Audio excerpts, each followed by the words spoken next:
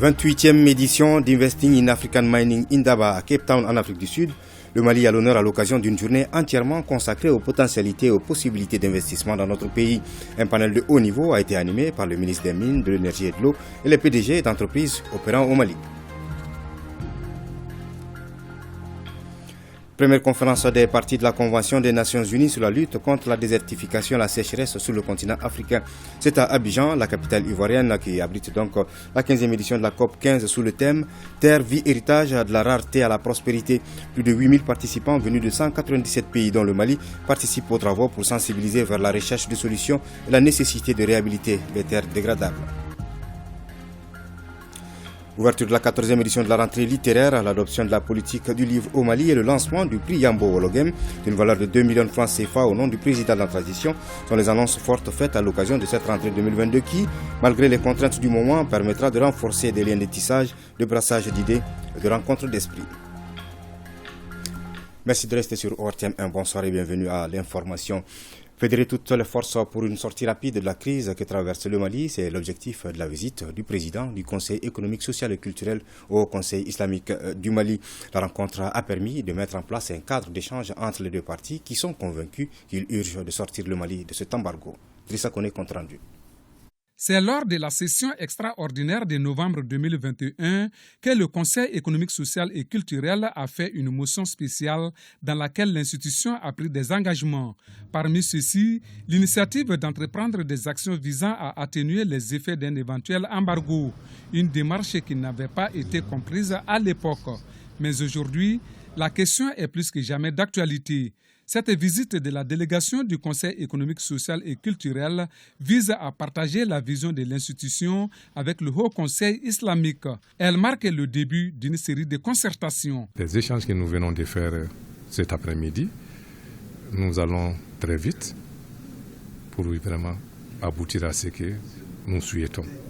Autrement dit, dès vendredi, il y aura une rencontre entre vraiment nos deux structures pour vous faire en tout cas déjà des propositions à partir desquelles nous allons demander audience avec le président de la transition afin de lui proposer ce que nous pensons quelque chose en tout cas de meilleur pour le pays afin d'aller en mission dans ce cadre-là. La démarche est bien appréciée par le Haut Conseil islamique du Mali. Vraiment, cette séance de travail, nous l'avons bien reçue, nous avons bien l'accueilli et c'est bien passé. Et puis ça nous donne de l'espoir, la disponibilité de part et d'autre pour quand même s'occuper des questions qui concernent le Mali. Et pour cela, nous n'hésiterons pas à travailler avec le Conseil économique, social et culturel. Animés d'une volonté commune, les interlocuteurs du jour sont plus que jamais déterminés à jouer ensemble leur partition dans la levée rapide de l'embargo. Le Mali n'a fermé la porte à aucun pays. Il faut que sa souveraineté, sa dignité, son choix politique soient respectés. Les propos sont du ministre des Affaires étrangères et de la coopération internationale Abdoulaye Diop lors de la fête de l'Europe célébrée ici à Bamako à la résidence du chef de la délégation de l'Union européenne. Une opportunité saisie pour passer en revue les axes de coopération entre le Mali et l'Union européenne. Awama Kamara.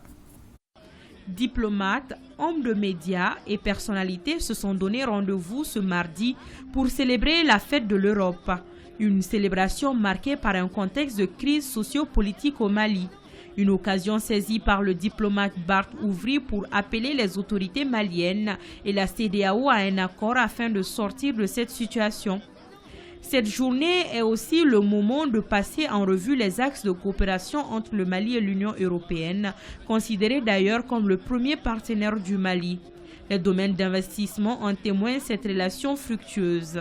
Nous, Européens, nous sommes un partenaire de développement, nous restons aussi un partenaire de sécurité et finalement nous restons aussi un partenaire politique de ce pays pour l'accompagner vers un avenir meilleur pour les enfants. Et ça inclut aussi, bien entendu, retrouver la prospérité et la sécurité pour tous les Maliens, sur tous les territoires. L'essentiel de notre travail ici, c'est aider les forces de sécurité à améliorer leurs capacités. Le chef de la diplomatie malienne salue pour sa part cette intégration de l'Union européenne qui doit servir de repère pour l'Afrique. Chaque année, il célèbre cet événement parce que c'est ce point de départ qui a fait aujourd'hui de l'Europe une puissance mondiale. On est pays hôte de l'Union européenne qui est aussi le premier partenaire du Mali. Mais aussi en venant, c'est pour aussi trouver une source d'inspiration. Parce que l'Union européenne est ce qu'elle est aujourd'hui à cause de l'intégration, parce que les pays européens se sont mis ensemble pour dépasser les frontières, créer un ensemble économique. Mais je suis certain que si nous faisions comme l'Europe, si nous arrivions à nous unir, si nous arrivons à ouvrir nos frontières, il est évident que l'Afrique sera une puissance qui va compter comme l'Europe a compté ou compte aujourd'hui sur la planète. Et le ministre Diop de rappeler que la dignité et l'honneur du Mali ne sont pas négociables. Le Mali va continuer à cheminer avec chacun d'eux. Ce que le Mali a demandé, qu'on respecte sa souveraineté, qu'on respecte la dignité du Malien, qu'on respecte ses choix politiques. Si ces lignes sont observées, le Mali n'a fermé la porte à aucun pays. Nous souhaitons que l'Union européenne, les Américains, les Chinois, les Turcs, tous ceux qui veulent venir au Mali, s'ils inscrivent leur action dans le cadre de ces principes, ils sont les bienvenus. En somme, cette fête de l'Europe aura permis de jauger la coopération entre le Mali et l'Union européenne dans la perspective d'un partenariat mutuellement avantageux. 28e édition d'Investing in African Mining Indaba, Cape Town en Afrique du Sud. Le Mali a l'honneur à l'occasion d'une journée entièrement consacrée aux potentialités et aux possibilités d'investissement dans notre pays. Un panel de haut niveau a été animé par le ministre des Mines, de l'Énergie et de l'Eau et les PDG d'entreprises opérant au Mali. Compte rendu avec Sira Bachili. Le Mali à la recherche de nouveaux investisseurs du secteur énergétique. Ça se passe à Mining Indaba, précisément à la journée consacrée au pays de Kankoumoussa pour présenter ses richesses en or encore sous-exploitées. Opérateurs économiques et chefs d'entreprise sont venus d'horizons divers écouter le ministre des Mines, de l'Énergie et de l'Eau.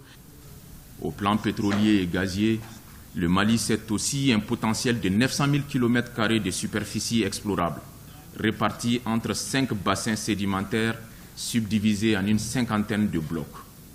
Toutefois, cet énorme potentiel pétro-gazier reste largement sous-exploré avec seulement 5 forages d'exploration.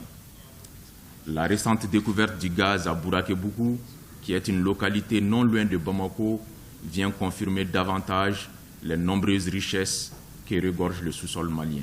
Des explications ont été données sur le code minier, les localités propices aux substances comme le fer ou encore l'uranium. Après cette note introductive, place au panel. Vous avez fait des annonces fortes dans votre discours tout à l'heure, telles que la promotion de l'industrie, le développement de l'entrepreneuriat national et la transformation des minerais sur place. Est-ce que vous pouvez nous donner quelques exemples de mesures phares que vous allez prendre à cet effet? Nous avons placé les secteurs miniers au cœur de notre économie. Nous avons regardé les contributions du secteur minier. Mais à côté de ça, ce que nous souhaitons, c'est de faire en sorte que le secteur minier puisse contribuer davantage à la promotion du secteur énergétique de façon générale. Nous le savons tous, il ne saurait y avoir d'industrie performante dans un pays sans énergie en abondance. Les autres panélistes responsables d'entreprises déjà partenaires du Mali ont parlé de leur expérience en matière de production et de rentabilité, tout en soutenant que le Mali est une destination très attractive. J'ai trouvé que c'était très intéressant, que le message était clair, dans une très bonne dynamique où il y a énormément d'opportunités qu'il y a à faire. Et c'était intéressant de voir le consensus sur l'emprise locale et de pouvoir créer une industrie qui soit locale. Vous allez investir au Mali, dites-nous comment ça va se passer, que comptez-vous faire au Mali concrètement? Aujourd'hui, l'éolien est une énergie complètement abordable, fiable. Ces éoliennes peuvent être installées au Mali. On peut créer une économie autour de ces éoliennes, c'est-à-dire que Vestas est prêt à entraîner et à former des techniciens locaux pour pouvoir maintenir ces éoliennes. Juste après ce panel, la délégation malienne a été invitée par l'Arabie Saoudite pour des échanges plus approfondis sur les opportunités d'affaires. Mali et Saudi Arabie avons créé une relation entre eux. Nous avons invité l'excellence à venir en Saudi Arabie pour assister à notre futur forum minéral en janvier. Ce forum que nous avons prévu cette année est destiné à attirer l'attention sur l'exploitation minière en Afrique, au Moyen-Orient et en Asie centrale. Définitivement, nous cherchons maintenant à créer des équipes conjointes pour voir une opportunité différente entre les deux pays. Thank you. La série d'entrevues est bouclée avec le PDG de la société Barrick Gold Corporation qui exploite la mine d'or de Loulo-Goungoto. Marc Bristow suggère l'investissement dans le secteur agricole en plus du développement du secteur minier. L'Afrique organise pour la première fois la conférence des parties de la Convention des Nations Unies sur la lutte contre la désertification et la sécheresse. C'est à l'occasion de la 15e édition de la COP 15 qui s'y tient à Abidjan, Côte d'Ivoire. Terre, vie, héritage, de la rareté à la prospérité est le thème de cette rencontre qui regroupe plus de 8000 participants venus de 197 pays, dont le Mali. Envoyé spécial à Abidjan, Mohamed Kaintao et Idrissa Traoré. Abidjan, la capitale économique de Côte d'Ivoire. C'est cette ville, considérée comme la plus peuplée de l'Afrique de l'Ouest francophone, qui abrite la 15e édition de la conférence des parties de la Convention des Nations Unies sur la désertification et la sécheresse. Le Mali, représenté par une forte délégation d'experts en environnement, fait partie des 197 pays invités pour faire des propositions de solutions à la dégradation des terres. Le Mali a adhéré à 3 conventions majeures. Celle relative à la désertification, celle relative au changement climatique, celle relative à la biodiversité. Et d'autre part aussi, il y a des initiatives majeures également, telles que la restauration des terres, la restauration de la biodiversité et la gestion intégrée des ressources en eau. Donc de ce point de vue, il était important que nous soyons là. La deuxième raison, c'est que la COP, c'est un lieu où des engagements se passent, où des annonces sont faites, où des opportunités se présentent. Il était important pour nous aussi de saisir tous ces aspects-là pour mieux conduire la mise en œuvre des initiatives et des conventions dont j'ai parlé. Pour la réussite de l'événement, 100 stands et un village écologique ont été mis en place. La Côte d'Ivoire, qui assure la présidence de la COP 15 pour les 2 prochaines années, doit, de concert avec ses pairs, élaborer de nouvelles stratégies visant à préserver le couvert végétal. La COP 15 doit résolument être celle de l'action, du partenariat et de la solidarité de la communauté internationale avec la population et les régions en détresse.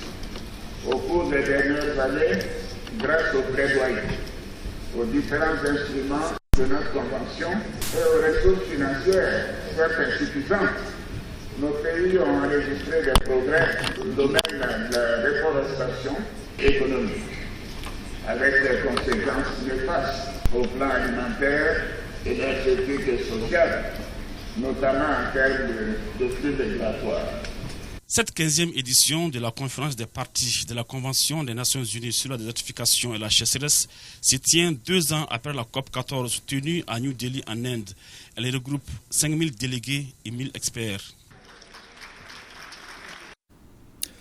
Le Conseil des ministres s'est réuni en session ordinaire ce mercredi 11 mai 2022 dans sa salle de délibération au palais de Koulouba sous la présidence du colonel Assimi Goïta, président de la transition chef de l'État. Après examen des points inscrits à l'ordre du jour, le Conseil a adopté des projets de texte, procédé à des nominations et entendu des communications. Ibrahima Diombele m'a rejoint en plateau pour nous livrer le contenu de ce communiqué. Diombele, bonsoir. Bonsoir Amara Malé Diallo, mesdames et messieurs, bonsoir. Au chapitre des mesures législatives et réglementaires sur le rapport du ministre de l'économie et des finances, le Conseil des ministres a adopté un projet de décret portant approbation du marché relatif au recrutement d'un consultant pour la fourniture des services d'audit et des mines d'or en activité au Mali. Le marché est conclu entre le gouvernement de la République du Mali et le groupement Iventus Mining et Mazars Sénégal pour un montant toute taxe comprise de 997 762 705 francs CFA et un délai d'exécution de 120 jours. La réalisation de cet audit permettra au gouvernement d'avoir plus de visibilité sur les ressources minières en vue d'une meilleure planification pour améliorer les revenus potentiels. Le marché est entièrement financé par le budget national sur l'exercice budgétaire 2022. B. Un projet de décret portant approbation de l'avenant numéro 1 au marché relatif au recrutement d'un bureau pour la réalisation des études de bathymétrie et de topographie pour le compte du projet de réhabilitation économique et environnementale du fleuve Niger. Le marché a été conclu entre le gouvernement de la République du Mali et le groupement DNT S'intégrat CID Ingénieur Conseil. Le présent avenant intervient pour changer le chef de file du groupement et le numéro du compte bancaire devant recevoir les paiements dus aux consultants au titre du marché. Il est sans incidence sur le marché et sur le délai d'exécution du marché initial. Sur le rapport du ministre de l'Urbanisme, de l'Habitat, des domaines de l'aménagement du territoire et de la population, le Conseil des ministres a adopté un projet de décret fixant les modalités de confection, d'organisation et de fonctionnement du cadastre, d'enquête foncière et d'évaluation immobilière. Le gouvernement a initié en 2016 la réforme domaniale et foncière suite aux états généraux du foncier tenus du 7 au 12 décembre 2009. L'objectif de la réforme est de refonder les rapports sociaux en vue d'asseoir la paix et la stabilité sociale, de mettre la terre au service du développement, d'appuyer la bonne gouvernance de l'État et de lutter contre la spéculation foncière. Cette réforme a abouti à l'adoption de l'ordonnance 2020-014 PTRM et du 24 décembre 2020 modifiée portant loi domaniale et foncière qui prévoit qu'un décret pris en Conseil des ministres fixe les modalités de fonction, de confection, d'organisation et de fonctionnement du cadastre, d'enquête foncière et d'évaluation immobilière. Le cadastre état civil de la propriété foncière assure la garantie de la propriété foncière et sert de base aux grands travaux d'aménagement du territoire. Il a pour but de confectionner les documents administratifs et les plans en procédant au recensement de toutes les propriétés foncières, à la reconnaissance et à la définition de leurs limites, à la constatation de leur mise en valeur et à leur évaluation en vue de l'assiette fiscale foncière. L'adoption du présent projet de décret permet de combler les insuffisances du cadastre réglementaire actuel en apportant plusieurs innovations, notamment la prise en charge des fichiers numériques dans la documentation cadastrale, la normalisation des échelles et des feuilles des documents graphiques cadastraux, la réglementation des modalités et des conditions d'accès aux données du cadastre, des enquêtes foncières et de l'évaluation immobilière. Sur le rapport du ministre des Affaires religieuses, du culte et des coutumes, le Conseil des ministres a adopté A. Un projet de décret fixant l'organisation et les modalités de fonctionnement de la maison du Hajj. B. Un projet de décret fixant les conditions d'organisation du pèlerinage au lieu saint de l'islam. Le pèlerinage est l'un des 5 piliers de l'islam dont l'accomplissement est obligatoire pour tout musulman qui remplit les conditions fixées en la matière. L'organisation du Hajj avait toujours été assurée par le gouvernement avant son ouverture à partir de 1999 aux agences de voyage privées compte tenu du nombre de pèlerins sans cesse croissant d'année en année. Les rapports des différentes missions du contrôle ont révélé des difficultés dans l'organisation du pèlerinage au lieu saint de l'islam. Pour pallier ces difficultés, le gouvernement a adopté l'ordonnance 2022-012 PTRM du 1er avril 2022 portant création de la Maison du Hajj avec pour mission d'assurer l'organisation et la gestion du pèlerinage au lieu saint de l'islam. L'adoption des présents projets de décret permet de mieux encadrer l'organisation du pèlerinage à la Maison du Hajj de jouer pleinement ce rôle. Au chapitre des mesures individuelles, le Conseil des ministres a procédé à des nominations. La liste nominative des intéressés est disponible sur le site web du secrétaire général du gouvernement que nous rappelons ici, c'est le www.sgg-mali.ml et dans le journal L'Essor. Au chapitre des communications, le ministre de la Sécurité et de la Protection civile a informé le Conseil des ministres des enquêtes en cours suite à l'assassinat de Mme Ramata Togola, directrice du premier cycle B du groupe scolaire de Kangaré à Sélengué dans la matinée du 29 avril 2022. L'enquête a permis l'interpellation de 3 suspects. Le gouvernement rassure la population que tout sera mis en œuvre pour élucider les faits et traduire les responsables devant la justice. Le ministre de l'Environnement, de l'Assainissement et du Développement durable a informé le Conseil des ministres des circonstances de mort de faune aquatique dans la région de Bougouni. Il s'agit de la présence de cadavres d'animaux dans le marigot Diaratou, près du village de Morila. La mission dépêchée par le gouvernement par le gouverneur de la région de Bougouni sur les lieux a constaté le cadavre de 4 crocodiles sans tête, l'état de putréfaction très avancé des animaux morts, des signes de braconnage sur les crocodiles.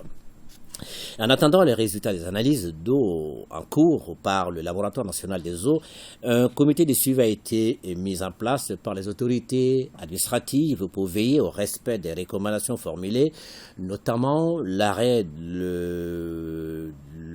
du déversement de l'eau de la carrière principale, le renforcement de la surveillance le long du canal d'évacuation de l'eau de la carrière jusqu'à la rivière Bagoué, l'analyse mensuelle des paramètres physico-chimiques de l'eau du canal jusqu'à la rivière Bagoué, la communication des résultats des analyses aux autorités administratives. Le gouvernement rassure les populations que les enquêtes sont en cours pour identifier l'origine de ce phénomène. Le ministre de la Santé et du Développement social a informé le Conseil des ministres de l'évolution de la maladie à coronavirus marquée par une diminution du nombre de cas testés positifs par rapport à la semaine précédente. Le président de la transition, chef de l'État, a cependant rappelé la population au respect strict des mesures de prévention et de lutte contre la maladie. Amara Malé Diallo, merci et bon suivi des journal. Merci Ibrahim Diombele. En raison donc du Conseil des ministres a tenu ce mercredi. Pas de nouveau numéro ce soir de l'émission Malikoura Tassira. Vous pourrez néanmoins suivre en rediffusion à partir de 21h15 à la version Bamanankan de l'entretien avec le ministre de l'économie et des finances. Ouverture de la 14e édition de la rentrée littéraire à l'adoption de la politique du livre au Mali et le lancement du prix Yambo Ologem d'une valeur de 2 millions de francs CFA au nom du président de la transition sont les annonces fortes faites à l'occasion de cette rentrée 2022 qui, malgré les contraintes du moment, permettra de renforcer des liens de tissage, de brassage d'idées et de rencontres d'esprit. Alpha Maïga. Au Centre international de conférence de Bamako, une voix chante la paix est accompagnée par des notes de guitare.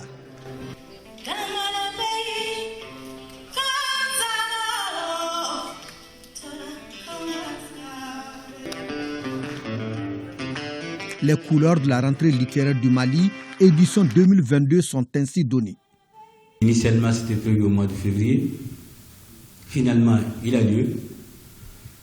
Et je pense que c'était important pour nous de préserver cet espace, que les Maliens reçoivent des 5 continents pour dialoguer, partager et aussi pour débattre. La rentrée littéraire pour cette 14e fois reste ce carrefour de la mémoire et de l'avenir. Des rendez-vous où se tissent des liens durables pour l'humanité. Cette 14e édition du Salon de la rentrée littéraire, qui se caractérise par sa grande diversité et sa grande qualité, est consacrée au thème territoire et imaginaire. Il invoque la relation intime de l'homme avec son environnement physique, le lien invisible qui nous unit tous. De la rentrée littéraire, de permettre à l'Afrique de pouvoir se raconter à elle-même et au monde. Tout cela, nous voulons le soutenir par une professionnalisation des acteurs de la culture et en donnant aussi la priorité aux jeunes. Opportunité pour le ministre de souligner que la culture est une des priorités du gouvernement et pour cause. Le gouvernement du Mali, à travers le ministère chargé de la culture, a enclenché le processus d'adoption de la politique nationale du livre et de la lecture. La commission nationale mise en place à cet effet, composée de tous les acteurs de la chaîne du livre, a déjà déposé de la dite politique. L'adoption du document devrait intervenir d'ici la fin de l'année.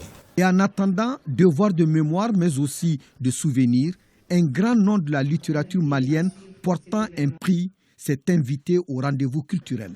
Ai-je le plaisir et l'immense bonheur d'annoncer, au nom du président de la transition, le colonel Assimi Goïta, le prix Yambo Ologem.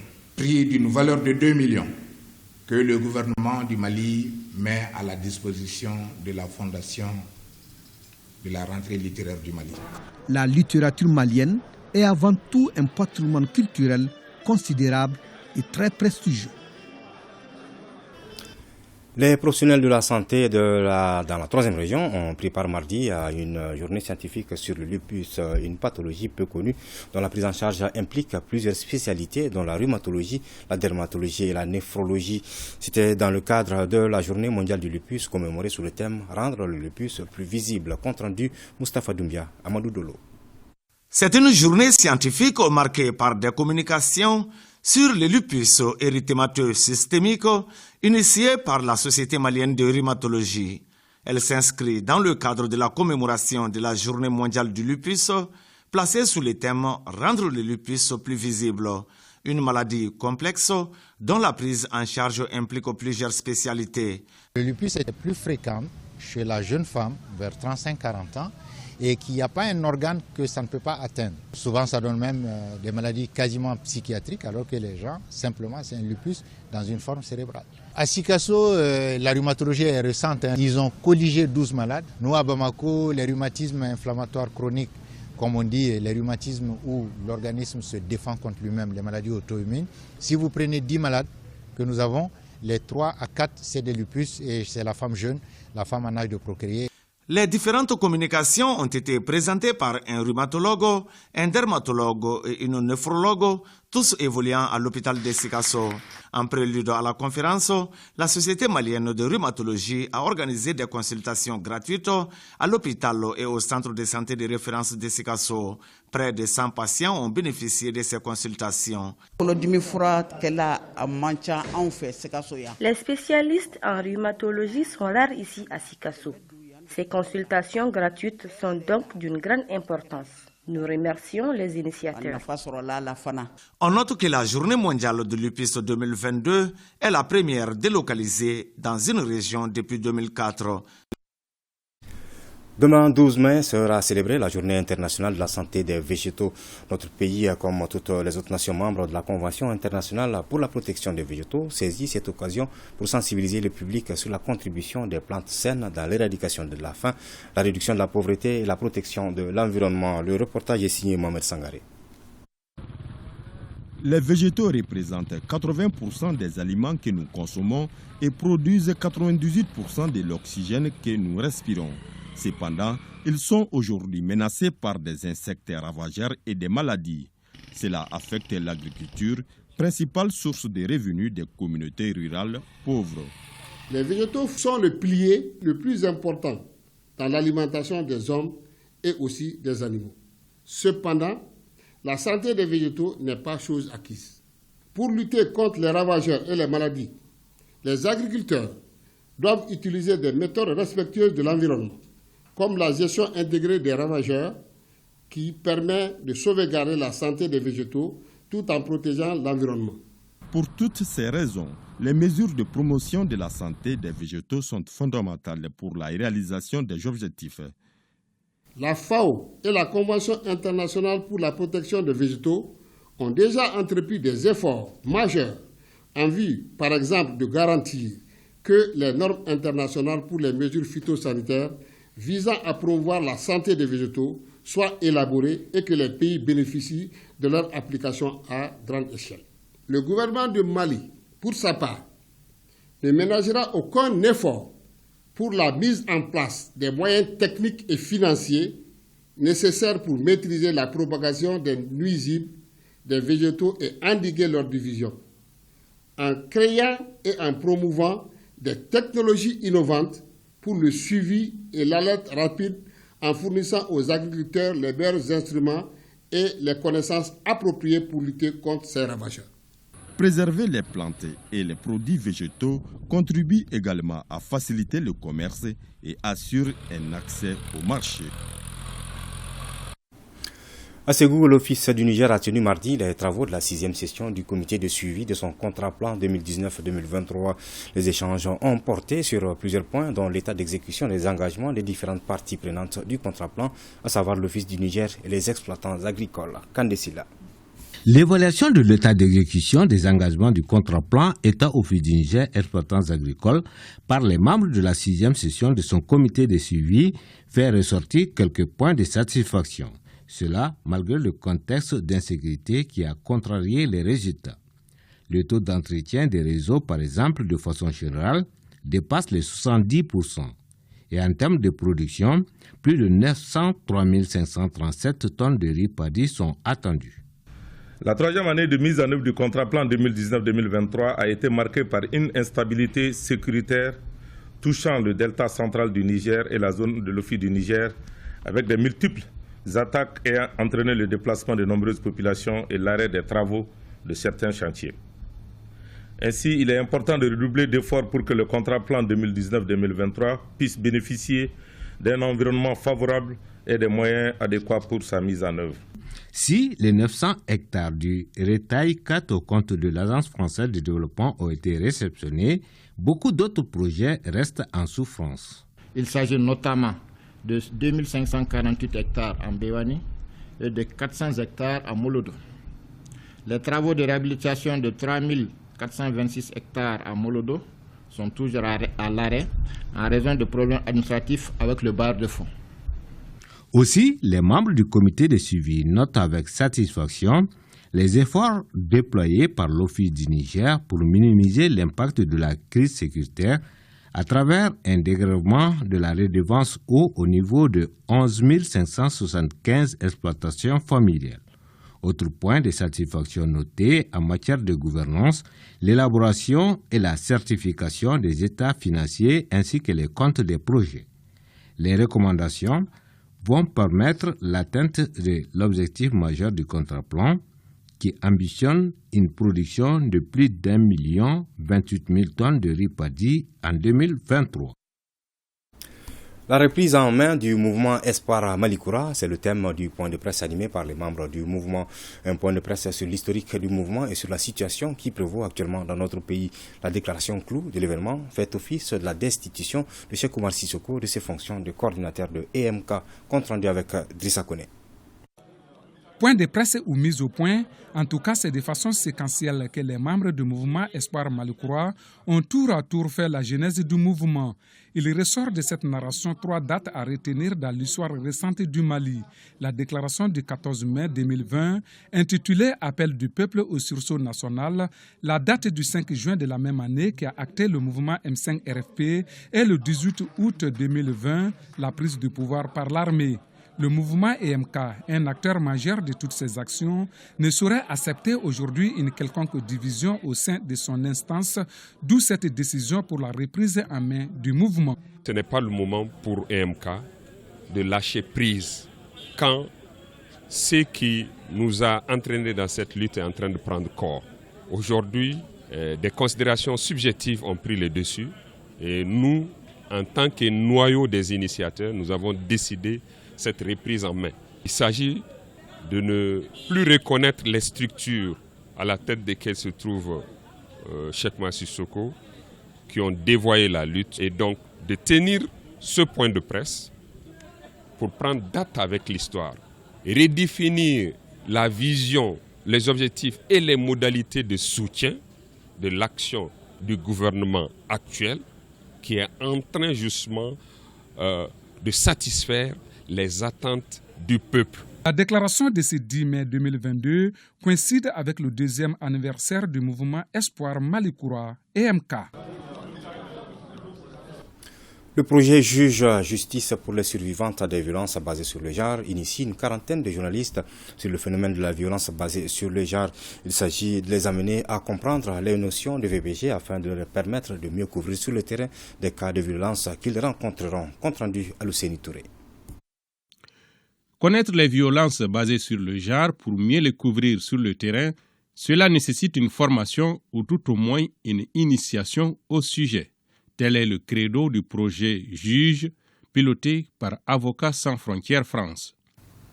Le projet vise à renforcer les connaissances en matière de VBG et de VSLC de tout un ensemble d'acteurs pour mieux contribuer aux actions de sensibilisation et de plaidoyer en faveur de la lutte contre les violences basées sur le genre et les violences sexuelles liées au conflit, le projet JUSE, avec le soutien financier de l'Union européenne et de l'Agence française de développement AFD, a envisagé d'initier les journalistes défenseurs des droits de l'homme de toute presse confondue autour des enjeux politiques, socio-économiques et juridiques de la pratique des VBG et VSLC. Les médias peuvent être un excellent relais dans la bonne compréhension du phénomène, dans son rapportage et dans le plaidoyer en faveur de sa prise en charge. La présence dans cette salle d'éminents journalistes que vous êtes, d'éminents animateurs ou animatrices de radio que vous êtes, symbolise votre engagement à défendre et à promouvoir les droits humains. À cet effet, je ne doute point que vous tirerez le maximum de profit à cette rencontre. Il est donc attendu des professionnels des médias de mieux faire connaître les atteintes aux droits de l'homme, en particulier celles liées au genre et au conflit. Le CDM, le collectif pour la défense des militaires, a animé un point de presse cet après-midi à la Bourse du Travail à l'occasion de la grande marche de soutien aux femmes prévue le vendredi 13 mai à venir. En vue d'une participation massive, le collectif appelle tous les patriotes à sortir pour soutenir les forces armées maliennes. Pour plus de détails, nous vous proposons d'écouter le porte-parole Mahamadou Oumar Damele au micro de Abdul Karim Kaba. Il faut le dire et le répéter avec l'arrivée du colonel panafricaniste Assimi Goïta au pouvoir comme président de la transition et son premier ministre, le Dr Choguel Kokala Maïga, l'armée malienne ne cesse de monter en puissance avec des équipements qu'il faut et le moral des militaires est au top, plus qu'au top. Cette montée en puissance des FAMA a permis, d'une part, à nos forces de défense et de sécurité de neutraliser à tout moment et en toutes circonstances des terroristes, et d'autre part de mettre en déroute tous les ennemis internes et externes du Mali. Cette volonté des forces et la volonté des forces étrangères à combattre les djihadistes a été mise à nu. C'est pourquoi l'opération Espoir Tous Fama, une initiative du collectif pour la défense des militaires CDM, soutenue par l'ensemble des organisations de la société civile, ont lancé pour le vendredi 13 mai 2022 à 14h à Bamako, au monument de l'indépendance, dans les capitales régionales et à l'extérieur du Mali, pour soutenir nos forces de défense et de sécurité et les autorités de la transition panafricaine du Mali. Tenue en 5e région de la 14e édition des Journées citoyennes. Après la direction régionale du budget qui a eu l'honneur d'abriter la cérémonie, le chef de l'exécutif régional, le colonel-major Abbas Damele, a poursuivi avec les innovations apportées à cette 14e édition pour renforcer la fibre patriotique avec la reconnaissance du mérite de certains citoyens de la ville de Mopti. Un hommage mérité a été rendu à Sori Bamba, un artiste aujourd'hui âgé de 85 ans qui a tout donné pour la promotion de la musique en 5e région. Reportage Aminata Touré, Diakalia Traoré. Une édition, faut-il le rappeler, dont l'innovation sur initiative du gouverneur a été un certain nombre d'actions citoyennes allant dans le sens de la reconnaissance du mérite de nos concitoyens qui se sont distingués par leur œuvre patriotique en faveur du développement socio-économique et culturel de la région. Il s'agit de l'artiste Sori Bamba, fondateur du Kanaga de Mopti, et la société d'agro-industrie et d'agro-business Planète Distribution Gimbala chez Ousmane Sissé, dit Ousmane Sebi. En fait, dans le continuum de nos journées citoyennes, nous avons voulu faire cette innovation dans le cadre d'une solidarité. Et vous savez que la solidarité, qui est une de nos valeurs séculaires, c'est une œuvre qui peut revêtir 3 dimensions. En ce sens que nous pouvons agir au bénéfice de nos devanciers et de nos anciens, telle que cette action aujourd'hui, agir pour le compte du présent et nous lancer sur les perspectives, c'est-à-dire agir pour la postérité. Et c'est à cet effet que nous venons faire un devoir de mémoire. Et le devoir de mémoire n'est pas seulement réservé aux morts. C'est une œuvre qui se veut beaucoup d'amour, qui se veut beaucoup d'abnégation et c'est d'ailleurs une de nos valeurs séculaires. Et nous lançons ce message aux plus hautes autorités, à savoir que ce monsieur, ce chanteur émérite qui fut, n'a jamais eu de distinction honorifique. Cela est à souligner. Et il nous faut aujourd'hui corriger rapidement cet état de fait.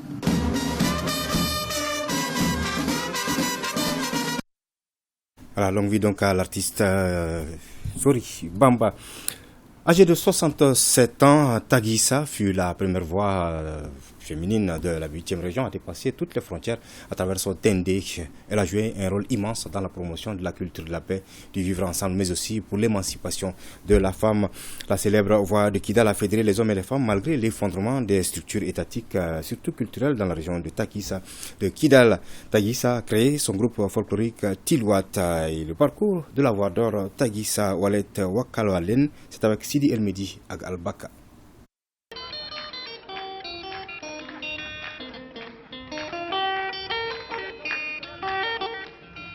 Tarsa Walet Wakolen, né en 1955 à Ratay, commune rurale d'Agalhok dans la région de Kidal. Tarsa, de son jeune âge, a eu un penchant pour la musique traditionnelle de Kaltamachak, qui va la mettre au centre des événements festifs au niveau des campements, puis plus tard dans le village. Aussi, ses talents ont été remarqués lors des missions sur Agelhok du capitaine de Bissila Djara, ce qui lui a permis d'être invité à Kidal pour les besoins des activités culturelles qui étaient à leur début. Dans les cercles, nous sommes en 1964. Tarsa était actrice de la troupe folklorique de Kidal qui a sillonné d'octobre à novembre 1968 les régions du centre et du nord-est de l'Algérie en produisant des spectacles folkloriques maliens allant du Bamanan au Bobo en passant par le Songoï et le Tamashek. Et cela à travers le ballet, la danse folklorique, le kher, l'ensemble instrumental et le solo de chant. Tarsa a servi comme fille de salle dans la première maternité de Kidal inaugurée par le président Modibo Keïta.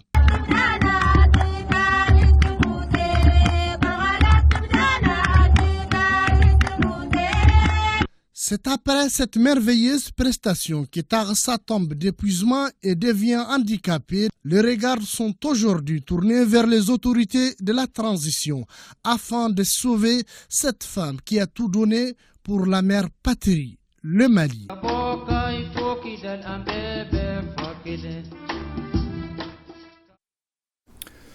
Conférence de presse à Kolondieba pour annoncer la tenue de la 4e édition du Festival international du Mbolon. L'événement culturel est placé sous le thème Conflit communautaire, paix et cohésion sociale. L'objectif est de valoriser la diversité culturelle dans le cercle à travers l'instrument. Correspondance à Bougouni, Bouakar Kanouté. Le bolon est un instrument mystique qui incite à la bravoure, inscrit sur la liste du patrimoine immatériel de l'UNESCO en voie de disparition. Il s'agit, à travers ce festival, de valoriser et promouvoir nos instruments traditionnels, mais aussi et surtout de découvrir d'autres talents dans la contrée. Concernant l'organisation, nous dirons que nous sommes fin prêts, parce que nous avons déjà réussi à mettre les commissions d'organisation sur place à Kolondieba, composées de 12 commissions. Et après la mise en place de cette commission d'organisation, nous sommes venus juste pour informer les autorités locales par rapport aux différents compartiments de l'organisation du festival. C'était juste pour les informer par rapport aux dispositions prises concernant cette 4e édition. Le festival Bolon contribue au développement socio-économique du cercle de Kolondieba. Donc, un rendez-vous du donner et du recevoir. C'est un projet de développement. Les 3 jours, il y aura les ressortissants qui vont venir. Au programme, les artistes locaux et nationaux vont émerveiller les festivaliers les 13, 14 et 15 mai à Kolondieba. Point Covid maintenant de cette édition, ce mercredi 11 mai 2022. Sur 620 tests ont été réalisés par les services de santé. 10 cas positifs ont été détectés, 10 personnes guéries et 0 décès enregistrés à ce jour. 96 personnes sont sous traitement. Communiqué de la commission de suivi du mécanisme de taxation des produits pétroliers sur la base des prix fournisseurs du mois de mai 2022. Les prix indicatifs plafond à la pompe des produits pétroliers liquides en vigueur restent inchangés à titre de rappel. Ils sont de supercarburant sans plomb 762 francs CFA le litre, gasoil 760 francs CFA le litre, distillate diesel oil DDO 760 francs CFA le litre, fuel oil 180 588 francs CFA le litre, pétrole lampant libre et Jet A1 également libre.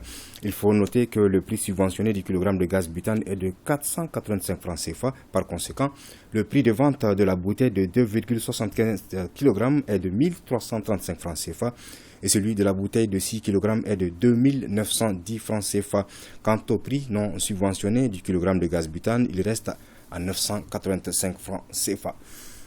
Rappelons que ce 11 mai est la date anniversaire de la mort de Robert Nesta Marley, Bob Marley. 41 ans après sa disparition, certaines de ses chansons restent toujours d'actualité, comme l'émancipation des peuples noirs et la libération de l'esclavage mental. Merci de nous avoir suivis. Bonsoir.